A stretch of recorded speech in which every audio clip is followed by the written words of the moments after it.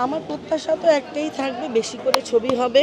আমাদের শিল্পীদের তো আসলে কাশি দিলেও দোষ। এখন আমি চাইলেই আমি একটা সাধারণ সম্পাদক বা সভাপতি পদে দাঁড়াতে পারি না। আমার ভাবতে হবে যে এটার আমি যোগ্য কিনা। আমার প্রত্যাশা তো একটাই থাকবে, বেশি করে ছবি হবে, আমাদের শিল্পীরা সবাই কাজ করতে পারবে, আমাদের এফডিসিটা সবসময় জমজমাট থাকবে। এইটাই তো আমি ওইটাই বললাম যে আসলে এখানে তো আমরা কেউ ক্রিমিনাল না যে আসলে এত প্রশাসন থাকতে হবে।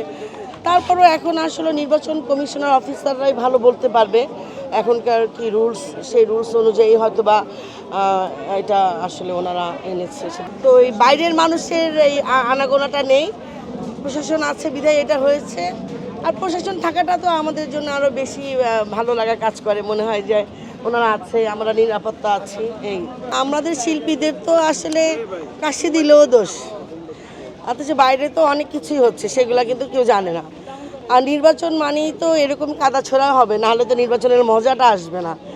যদি এরকম ঠান্ডা পরিবেশে নির্বাচন হয়ে যায়, সেটা তো নির্বাচন মনে হবে না। এইটাই একটা আনন্দ, এইটাই আসে। হ্যাঁ, নির্বাচনের টাইমে তো আর ভিন্নতা দেখা যায় না, নির্বাচনের পরে যারা জয়ী হয় তারা কি করতে পারে সেইটাতে থাকে আসলে ভিন্নতা। ফিল্মটা তো আমার একটা পরিবার, সবার সাথেই সবসময় যোগাযোগ হয়। এই সবসময় যোগাযোগ হয় বলেই তো এখনও এই যে আসা যাওয়াটা করি। যখনই কোনো পার্টি টাটি হয়, কোনো অনুষ্ঠান হয়, কোনো মিটিং হয়, সব কিছুতেই আমি অ্যাটেন্ড করি, শুধু কাজটাতে অ্যাটেন্ড করতে পারি না। আসলে যেই হেলদি হয়ে গেছে শারীরিক অবস্থা, যে এই অনুযায়ী আসলে এখন কাজ করাটা আমার পক্ষে সম্ভব না।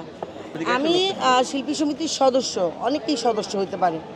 এখন আমি চাইলেই আমি একটা সাধারণ সম্পাদক বা সভাপতি পদে দাঁড়াতে পারি না। আমার ভাবতে হবে যে এইটার আমি যোগ্য কিনা, আমি এইটাতে দাঁড়ানোর পরে আমি এইটার জন্য কিছু করতে পারবো কিনা।